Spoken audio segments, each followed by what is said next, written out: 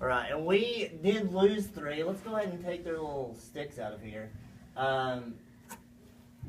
Rachel, Cassie. Oh, I gotta say this. I'm not gonna say any names, but one of the contestants was cheering her on when she was singing, except for they were calling her Casey. So I don't think they were that good of friends. And Ezra. Were you guys surprised as far as who went home? And by went home, we went really just across the street to their dorm room, so they didn't go far. But were you guys surprised by that? Nope. Not at all? Nope. Not even Ezra? I thought people might be surprised about Ezra. I expected that. Just to be honest, I expected him to be gone last time, and I think he does great. Like he tries his best to draw the crowd in and everything. But yeah, there's as far as sound goes with that, I'll just leave it at that. Him and yeah, makes a lot of sense though. I have something to add to Okay. that. I don't know how specific we should be. This is our rule on the after show. Just don't say anything that you're going to get home and regret saying. Well, it's been a good show. Look, I love the look. So we'll see you later. You ready? All right. Okay, well, as far as the 3 that went home, I can't remember for sure, but I think that was the bottom 3 of the judges' pick. Anyways, and one of them, well, Ezra, this is not a secret, Ezra, we took him off on the first night, but he was the, whatever, they saved him. And one of the other contestants, when she came in for the audition, we were like, it was just a barely little squeak by. Anyways, we're like, well, somebody's going to have to be cut, so we'll let it be her. Well, then it just kept going, and then it was, well, yeah, I'm just going to... You said that they were the bottom 3 in the judges. Is it hard going through that process? If you could just give us a little bit of what, and by a little bit, I mean tell us everything exactly that Dr. Herring and Dr. Dickman said.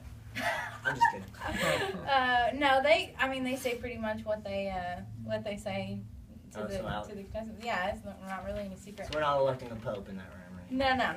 No. No, the first night was very difficult because you had to go through half the people, and I was like, ooh, man, this is way harder than I thought it would be. But what I've started doing ever since then, I just write on the back of the paper, and I've got 1, 2, 3, 4, 5, and then, if someone was a 5, which is very rare, then I write their name there, and then, so that helps when, I don't know what Dr. Herring and Dr. Dickman do, but that helps me, with my input, okay, so such and such, I just look, who was a 5, such and such should be number 1, such and such should be da-da-da. I just rank them 1 to 5, and that's what I do.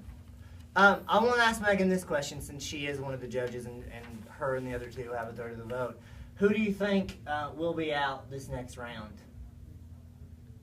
Well, you said I want to start asking Megan this, and then you. No, I said I won't ask her. Okay, I was like, we're making some. Because she might. I'm like, who are you going to vote out next week? I mean, yeah. How many you said? Who 3. do I think? 3? Yeah. Oh man. Honestly, I think. I hope I don't offend anybody, but whatever. I think it's going to be Sydney Freeman. I think Ashley is going to go, and I think Tim has I think Tim has a better in-house vote, but I feel like the Sarah girl has a huge online vote. Which, by the way, when she won the online voting, or the overall voting.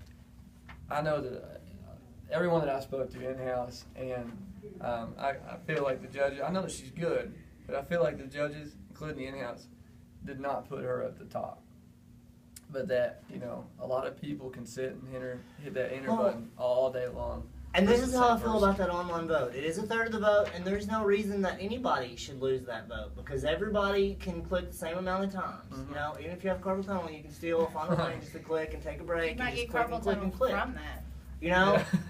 So if you get 2 votes and somebody else is getting 1,000,000 votes, then you drop the ball, because you can call mom and granny and, however many you have living, and tell them to vote. You know what I mean? All so living family. Yeah. Everyone living. That person's not living anymore? Okay, never mind, don't tell me. Does she have a sister that's in the nursing home? Tell her to vote. any way to win that online vote. I mean, you should spend, and especially this year, a lot of our events have been 3 weeks apart. You've had 3 weeks to round up some votes. And speaking of, I don't really need to change the subject, but would you not think that the performances would have been better knowing that they had an extra week to perform? That's why I said that this was terrible, because they had so much more time to practice their songs. It was weird for what we they had had to change. After 3 weeks, we had to change. I won't say who, but they did not have enough time to learn their song. My comment was, I could learn that song in 3 weeks, and I have no musical talent whatsoever. You're a good company. And then there was a switch up, and it did not pay off. It did not pay off. They should have gone out there and sang Happy Birthday, because it would have gone better than the way this did. Do you want to try to predict the winner again before we go? I won't make Megan do that. I'm fine with it. My vote's only part of it anyways with the judges. So. All right, let's hear yours first. If it's who really deserves it, if it goes by talent and skill and stage presence and all the things that it should go by, then it should be Brandy. Yeah. No doubt. Really? I thought she just did okay this week. I'm kidding. Are you kidding me? We had the same things. We'll host our own show here. Yeah, I definitely was going to say Brandy, and I know I've played for her, but that's why I played for her, because I'm not going to be embarrassed to go on stage with her. She's phenomenal. She has complete sass.